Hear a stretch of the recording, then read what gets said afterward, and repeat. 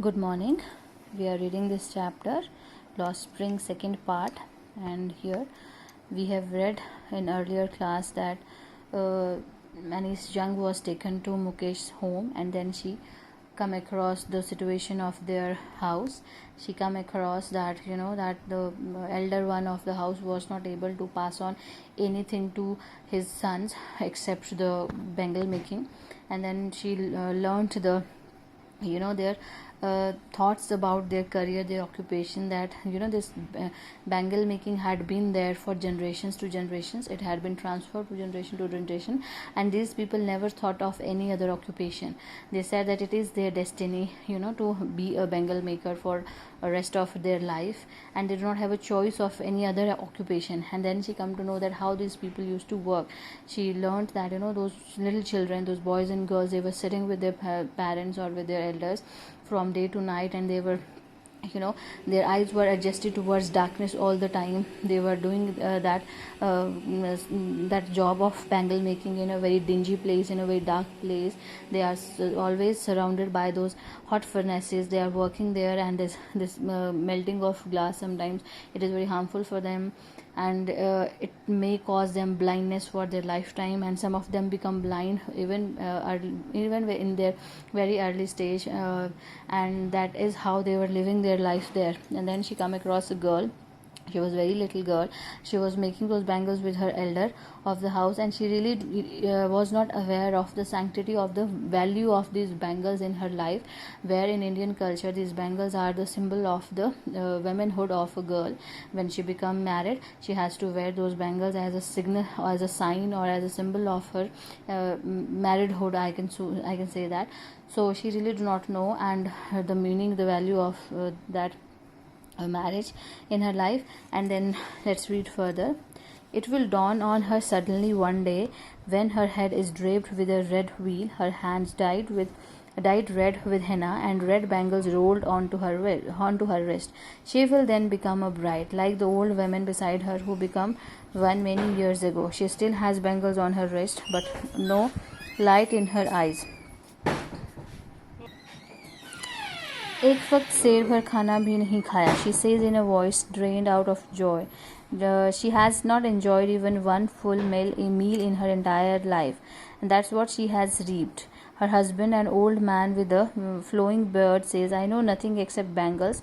All I have done is make a house for the family to live in. So now what we learn that it will dawn. Now Anis is thinking that that day will come to that little girl's life, when she will be all covered up in drape, covered up in wheel of red color, and when her hands were having that mehendi or henna in her hands, on her hands, it will be painted on her hands, and when those bangles will be rolling in her wrists, then she will be married like a woman which is sitting beside her. She had got married many years ago, and she had those bangles still in her wrist, on her wrist. So that girl is unaware of these all thoughts, but Anis Jung is thinking it and relating to that girl's little hands and girl's little life, that her life is going to be changed by these bangles only, by wearing these bangles only. But she really do not know about all these things. So just a little kid making their bangles, she do not know the meaning of these bangles in her own life.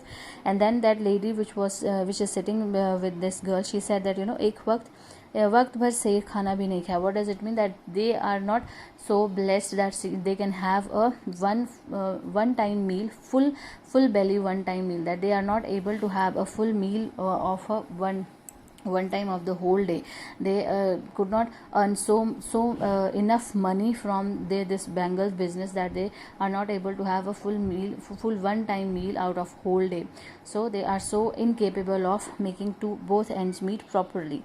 And then she said that is what she has reaped. Reaped means she had earned from for working so hard, that she is not able to filling her bellies properly. And then her husband, that old man who is having a flowing beard, who's having a big beard, he said that he had never known anything except bangle making, and that was the thing he had passed to his the next generation, and he had spent all his life for making a house for his coming generation, for his sons, but he was not able to do that properly, and he did not know anything except bangles. Okay, Hearing him, one wonders if he has achieved what many have failed in their life. He has a roof over his head. So hearing him and listening to his all those things, we will wonder, one person would wonder that he's having everything. Why? Because he had a roof over his head. He has even a house. Some were there who do not have a house, but still he got house to live in, and a roof to hide his head, and even to have meal, even a small meal, but still he got that meal. Then the cry of not having money to do anything except carry on the business of making bangles, not even enough to eat, rings in every home. The young men echo the lament of their elders.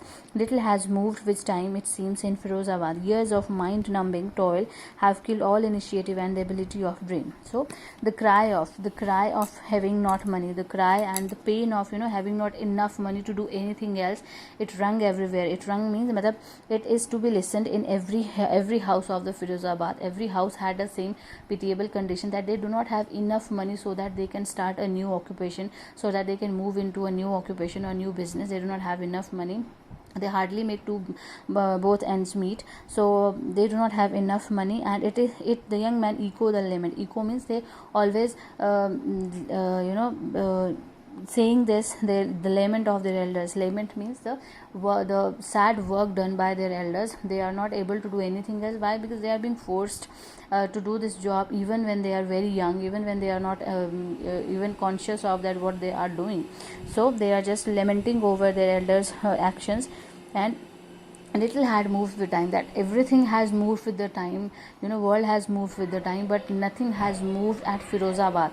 They still are working they are still working as bangle makers. The natives of Firozabad, nothing has changed for them. They still have the same pitiable condition like they had so many years back. Years of mind numbing. Mind numbing means numb means that when you become numb, okay, any part of your body become numb, you cannot feel anything on that body part. You become unconscious of any feeling in that particular body part. So it is a mind numbing job for them. Why? Because when they face those hot furnaces all the time, they are glowing that they are melting that glass. It numbs their mind somehow. It affects very adversely on their mind. So for them it is a mind numbing task, and it had killed all initiative. What to initiate? To take first step. So it has killed that all initiatives for them, to all ability to dream. They couldn't dream anything else. It has killed those capacity of to dream anything else, because they have been doing this job since they have known the world. They are doing this, and for them it seems that as if there is nothing except bangle making in the whole world, because their fathers are doing that, their forefathers have done that, they are doing that, and their coming generations will do that. So they are just bound to do that for rest of their life. Why not organize yourself into a cooperative? I ask a group of young men who have fallen into vicious circle of middlemen who trapped their fathers and forefathers. Now Nishang is telling them, that why do you organize into a cooperative? Cooperative means that why do not you work together? Why do not you cooperate with each other? You should work together. You should take money from each other and help each others to have a new occupation. So she said a group of the young men. She's talking to young men, but they already have fallen in the vicious circle. Vicious means malicious, mischievous circle, selfish circle of middlemen. So they do have middlemen. That middleman is there in every occupation. So what happened? They make bangles, and then there is a middleman who used to sell those bangles and who helped them to sell these bangles in big cities. But what happened? See, if they are earning 10,000 out of that sell. So that middleman, what do they will give them 3 or 4,000, and rest of the money they would take it with themselves. So these middlemen are very selfish. So they just they have fallen so many times by the traps of these middlemen, vicious middlemen, mischievous middlemen. So it has been done to their fathers and to their forefathers also. That is why Nishjang is telling them that you should help each other, you should cooperate each other, and you should try to have a new occupation. So what happened then? Even if we get organized, we are the ones who will be hauled up by the police, beaten and dragged to the jail for doing something illegal. They say there is no leader among them, no one who could help them see things differently. Their fathers are as they try. Their father are as tired as they are. They talk endlessly in a spiral that moves from poverty to apathy to greed and to injustice. So what they're saying, that even if we are going to do that, what happened, police will catch us and will drag us, will beat us and drag us into the jail, and they will make us responsible for that crime which we have not done, and then any illegal crime which we have never done. So they would do that, they would do these things with us, and our fathers are tired by doing these things, and we are also getting tired because of these things, because nobody is there to help us, nobody is there to look after us. There is no leader who is helping them, who is listening to their plight.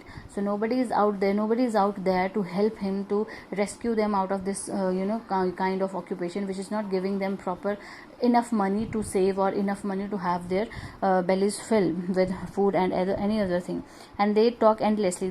Means they are talking about endlessly, they are regularly talking about these things in a circle. Spiral means in a circle. They are talking, this is like a circle for them. Why?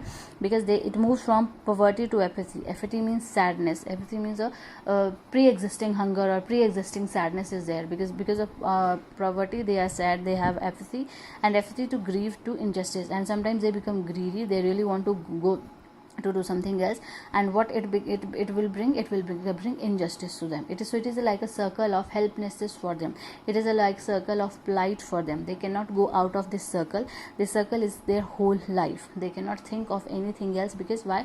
Nobody is going to help them, nobody is out there to help them. And if they do, what happened? Police is there to catch them and to to take them into the jails, and then filing